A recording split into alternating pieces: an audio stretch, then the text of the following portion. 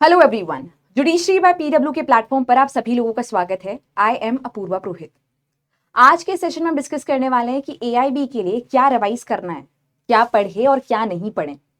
Exam में बहुत ही ज्यादा कम समय बचा है और काफी सारे स्टूडेंट सब कुछ ही पढ़ना स्टार्ट कर रहे हैं। ऐसा भी मैंने देखा है लोगों को कि रेफरेंस बुक उठा के सारे कॉन्सेप्ट कोर कॉन्सेप्ट में एंटर कर रहे हैं। रेस जुडिकाटा क्या होता है, रेस जेस्टे क्या होता है, इसके बारे में इन डेप्थ पढ़ना है, केस लॉस के एनालिसिस इन डेप्थ पढ़ना है। लेकिन क्या ये स्मार्ट अप्रोच है? कोई फायदा इससे होने नहीं वाला है। लिटरली कोई फायदा इससे होने नहीं वाला है। हार्डवर्क आप कितना ही कर लो, इस एग्जाम में अब आपको केवल स्मार्ट वर्क ही बचा सकता है। जाहिर सी बात है, हार्डवर्क प्लस स्मार्ट वर्क। ऐसा नहीं कह रही हूं कि यहाँ पे केवल स्मार्ट वर्क करना और पढ़ाई नहीं करनी है। You have to put in your hard work, लेकिन स्मार्टली। तो क्या पढ़ना है, क्या नहीं पढ़ना और किस चीज पे वेटेज देना है, किस चीज पे नहीं देना है, आज की क्लास में उसके बारे में बात करने वाले हैं। कुछ पॉइंट्स जो मैं बताऊं उससे पहले मैं बताना चाहती हूँ कि किस सब्जेक्ट का कितना वेटेज है। तो आईपीआर से 2 सवाल पूछे जाते हैं, लैंड एक्विजिशन एक्ट से 2 questions, contract property NI act से 8 questions, law of tort MBA consumer protection act 5, labour law industrial law 4, cyber law 2, environmental law 2, company law 2, professional ethics BCI rules 4, administrative law 3, PIL 4, family law 8, ADR 4, evidence act या BSA 8, CPC 10, CrPC BNSS 10, CrPC और BNSS sorry, IPC और BNS 8, constitutional law 10।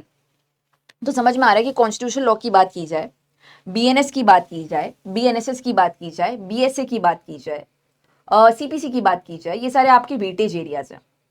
In fact मैं तो ये भी कहूंगी कि PIL की बात करें या एडीआर की बात करें तो वहां पे भी 4 मार्क्स अलोकेटेड है, जो कि सेफ और सिक्योरली आप ले सकते हो। ये मैंने क्यों बताया, इससे आपको समझ में आएगा कि कौन से हाई वेटेज सब्जेक्ट्स हैं। तो इन हाई वेटेज सब्जेक्ट के ऊपर एक बार मैं स्टार मार्क कर लेती हूँ। तो कॉन्स्टिट्यूशनल लॉ आपका हाई वेटेज सब्जेक्ट हुआ, बीएनएस हाई वेटेज सब्जेक्ट हुआ, बीएनएसएस हाई वेटेज सब्जेक्ट हुआ, सीपीसी हाई वेटेज हुआ, बीएसए भी हाई वेटेज हुआ। ये सारे हाई वेटेज सब्जेक्ट हुए। कौन से मॉडरेट लेवल सब्जेक्ट हुए जिसके ऊपर आप सेकंड नंबर पे फोकस कर सकते हो, उसको भी हम लोग देख लेते हैं। तो यहाँ पे आप देख सकते हो पीआईएल एक मॉडरेटली वेटेड सब्जेक्ट हो रहा है। 4 मार्क्स बहुत ही छोटा सा पोर्शन करने के लिए गुड इनफ है। मतलब 4 मार्क्स आपके 100% सिक्योर हो जाएंगे अगर आप 1.5 घंटा बैठ के पढ़ लेते हो पीआईएल का concept. Family law normal weightage इस पे इसलिए रख रही हूँ क्योंकि इसमें बहुत सारे एक्चुअली सब्जेक्ट्स हैं।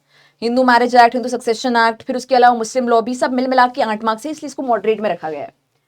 फिर मॉडरेट में आपकी प्रोफेशनल एथिक्स और बीसीआई रूल्स भी आएगा। मॉडरेट में आपका ये भी रख सकते हैं, थोड़ा सा ये भी रख सकते हैं, थोड़ा इसको मॉडरेट में इसलिए रखूँ इवन आफ्टर मोर मार्क्स, क्योंकि बहुत सारे सब्जेक्ट इसमें शामिल है। तो खैर हाई वेटेज एरियाज आपके स्टार वाक वाले हैं और स्माइलीज वाले जो हैं वो आपके मॉडरेट वेटेज एरियाज है। अभी आपका प्राइमरी फोकस होना चाहिए हाई वेटेज एरिया पे। जो सबसे ज्यादा हाई वेटेज सब्जेक्ट्स हैं उन पे आपका खास तौर पे कोर फोकस होना चाहिए। इसके अलावा बेरेक्ट आपका पावरफुल टूल होना चाहिए इस पॉइंट ऑफ टाइम पर कि बेरेक्ट पर फोकस करना है।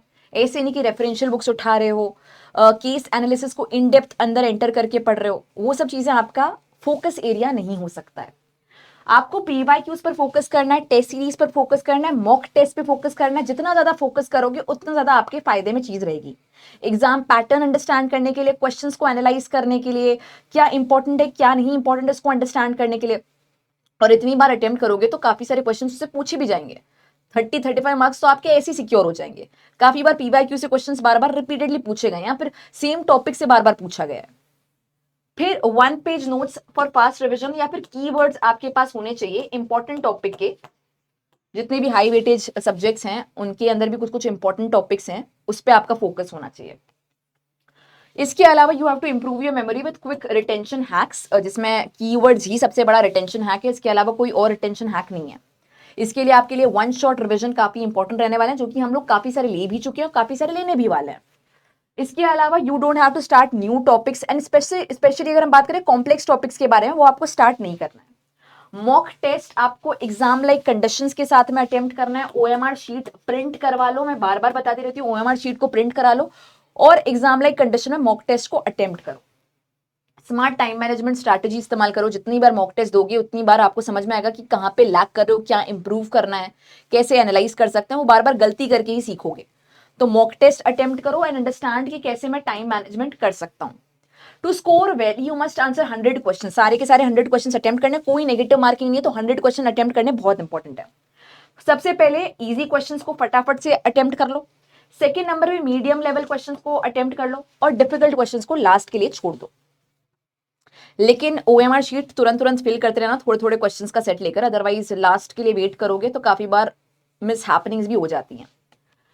इसके अलावा हाई वेटेज एरिया में इंपॉर्टेंट टॉपिक्स क्या है, तो कॉन्स्टिट्यूशन में fundamental rights, writ jurisdiction, DPSP, emergency provision, basic structure, major judgments जो भी इंपॉर्टेंट है, केशवानंद भारती केस, मनेका गांधी का केस, ये सारे आपके इंपॉर्टेंट एरियाज रहने वाले हैं। बीएनएस से बात करें तो होमिसाइड, कल्पेबल होमिसाइड, मर्डर का difference, offences against women and children important topic है, theft, robbery, dacoity, general exceptions, organise crime, जो भी न्यू एडिशंस हुए हैं वो आपके लिए इंपॉर्टेंट रहने वाला है।